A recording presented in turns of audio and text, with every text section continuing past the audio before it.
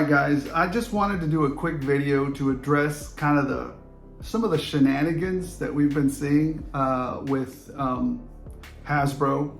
I wanted to look at it from a couple of perspectives, and I hope this video is less than 10 minutes because I'm going to cover it quickly and I'm going to just talk about it real quick.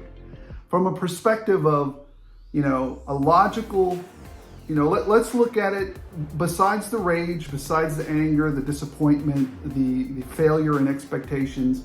Let's look at it from a logical standpoint, right? As a company, how do you address these things? As fans, is there anything we can do, right? That would make things less painful, right?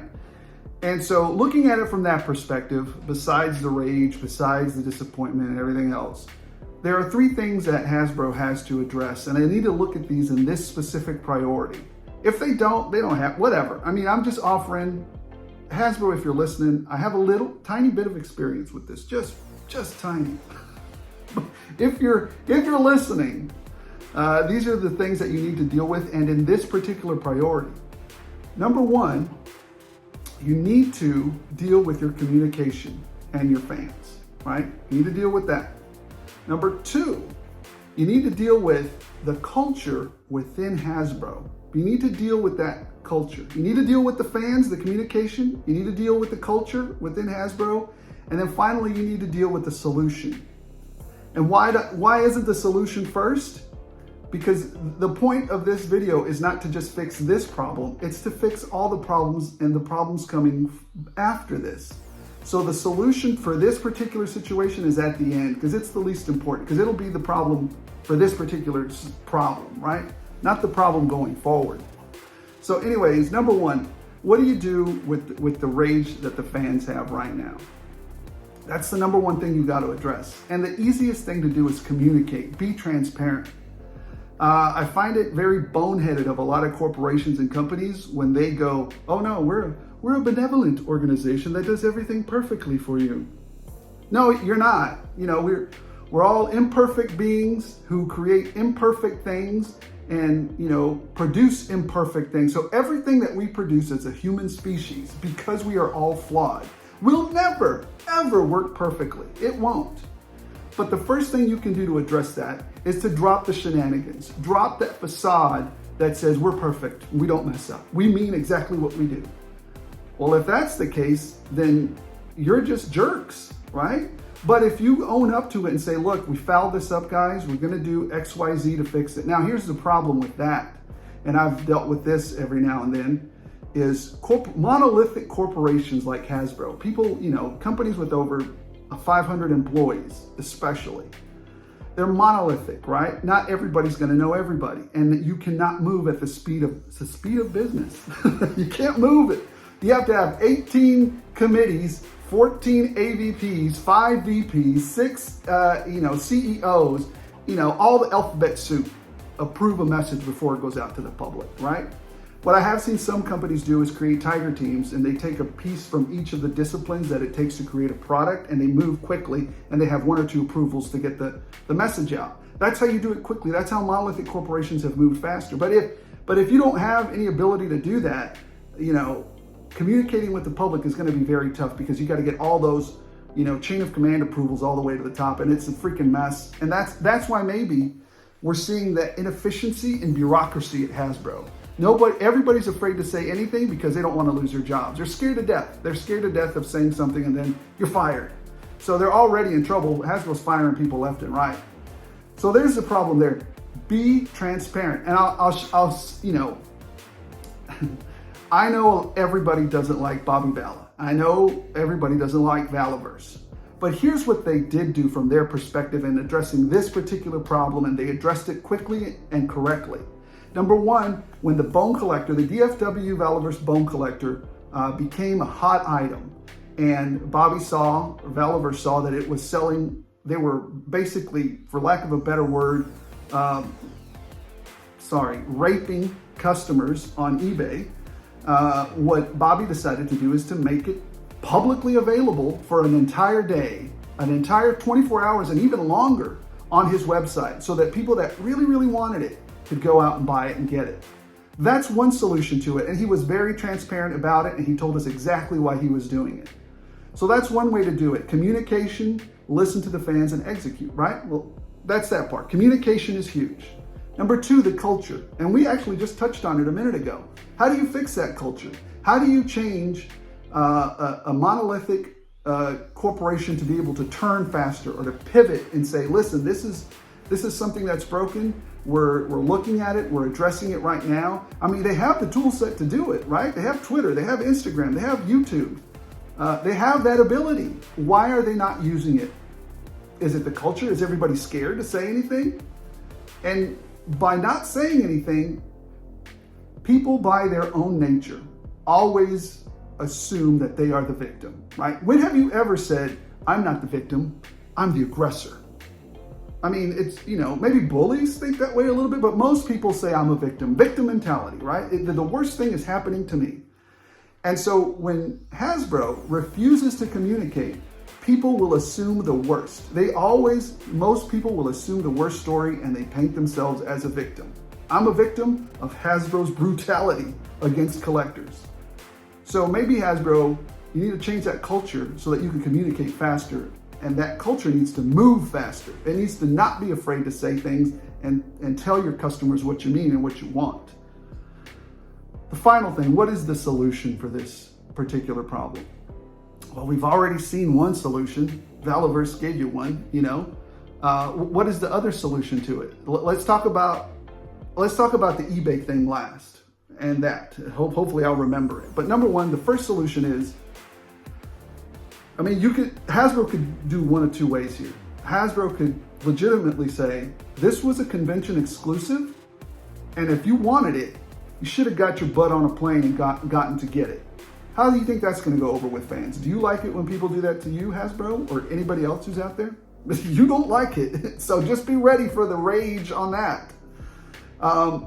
So the other thing you could do is say, we're going to offer it for this day until it's sold out. How'd that work out for you? That didn't work at all.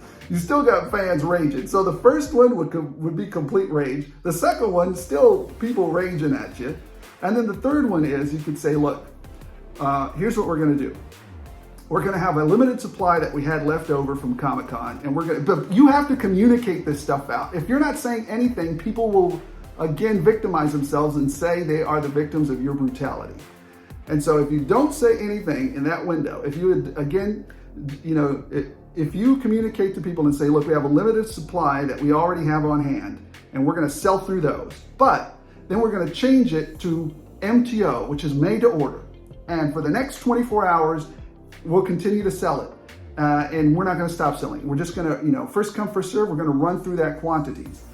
I'm not sure about changing the limit from 5 to less than 5. I don't know. They are a business after all, so they're there to make money. If somebody wants to buy 5, they can buy 5. Do I think it's fair if they drop it down to 3? I think 3 is fair. To me, I think 3 is a fair number, right? You want to get 1 to rock, 1 to stock, and 1 for your buddy that didn't get to go. To me, that sounds fair. That covers, I think, all the instances. 2 is also fair, I think.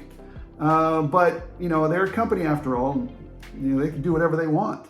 But I think the quantities, they can be adjusted. So where we have a better chance at it. Is 5 a lot? In my personal opinion, yes, 5 is a lot. But I don't think I don't know. I would say 3 is the best because it covers most everybody's excuse for not ordering just 1. So, and then finally, let's think about this. How can you ease the pain as a collector? How can you ease that pain? Well, first you have to understand how much is your time worth? How much is your FOMO worth? How much is your time worth? How much is your running around and worrying about this BS worth? Because in the end, this collecting stuff is supposed to be fun. It's not supposed to be causing you anxiety and stressing and raging on the internet. It's supposed to be fun. And so what I would say to you is this.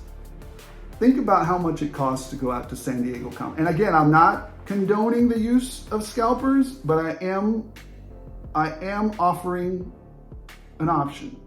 It's an option. All right, so I'm back. I had to step away there for a moment. So again, I'm not condoning scalpinism or scalperism or whatever, these shenanigans that go on, but I am asking you to consider this. It's just food for thought. Is scalping always evil? I don't know. Is it? Or does it sometimes make logical or money sense? Let's talk about that for a sec, because I'm going to give you another solution as well. So first off is the Hasbro solution. They got to fix their stuff, right? But the other thing is, let's take into consideration how much it costs to go to San Diego Comic-Con, right? Number one, are you going alone? Usually not. Most of us will take a significant other. I'd take my wife, right? Or maybe my youngest or oldest want to come. So number one, it's going to be 4 airplane tickets, round trip, $2,000. I'm just rounding the numbers, right? So it'd be about $2,000 round trip, right? I'm just rounding numbers. Then you're going to have to get a hotel stay for about 4 days. Let's just say it's $200 a night. So $800, right? So now you're up to $2,800.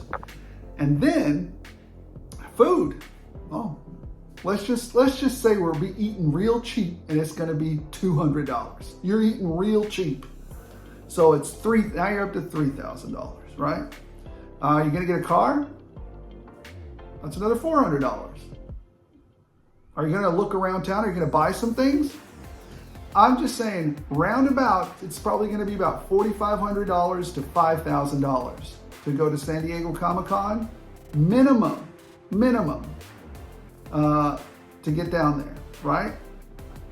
It's just food for thought. If you go by yourself, maybe knock that down to about $1,800, right? And if you're real careful about what you do, what you buy, and everything else, right? So $1,800 for like one person, or $4,500 to $5,000 for a family of 4, right? I'm just saying. On the secondary market right now, you can buy a Cobra Commander for $120 to $200. I mean, if the Cobra Commander, if there's a particular exclusive that you wanted, and that's the only thing you were going to Comic-Con for, well, then what are you doing? Pay the scalper his money, stop worrying about stuff, stop stressing about it, and move on. Sometimes your time, money, and headache is worth more than the shenanigans that Hasbro's pulling on you, right? Or the expense of going all the way down there to San Diego Comic-Con. Now, what's the other option? Now, full transparency here, a good friend of the channel, it's Gonzo, was generous enough to offer me a Cobra Commander that he went and picked up down there at San Diego Comic-Con. I am extremely appreciative of his generosity with that. So that's a plus. I would say this: if you have a good network of friends, ask them if they'll pick you one up. Now, I put no one under any obligations to pick me up anything. And I just appreciate Gonzo for, doing what he did for me. Very, very generous. But if you do have a friend network out there, then you can say, hey, pretty please, would you mind picking me up a Cobra Commander? I'll kick you in cost plus a few dollars as a favor for picking that up for me. Your friend helps you out. You give your friends an extra couple bucks, and everybody's happy, right? So, and I do think that it was wrong, though. Last thing I'm going to say, I feel that it was wrong of Hasbro to only limit people that went to Comic-Con to one each. I think that was kind of crappy. I would say at Comic-Con, do 2 or 3 there, right? Do 2 or 3. You can pick up 2 or 3. You spent the money to be there. You made the effort to get out there. Why are you being poo-poo heads, Hasbro? So, anyways, Hasbro, I've given you a map on how to fix your stuff, just go fix it. I mean, seriously, just go fix it and communicate with your people. Hasbro's probably not going to be listening to any of this, but it's not that hard. It really isn't. So stop going in circles. Stop punching yourself in the face, Hasbro. Stop asking us to punch you in the face, Hasbro, and get your stuff right. I still love the G.I. Joe line. I don't appreciate what you did with the patches on the HasLab, but I think the Hasbro line is firing on all cylinders. I just think you have a problem with culture and leadership. You're failing. You're failing on the ability to move quickly, and you're failing on the ability to have a vision and execute quickly and communicate. Go get some DAC. And if you live in the corporate world, you know what that means. DAC. Now get it done.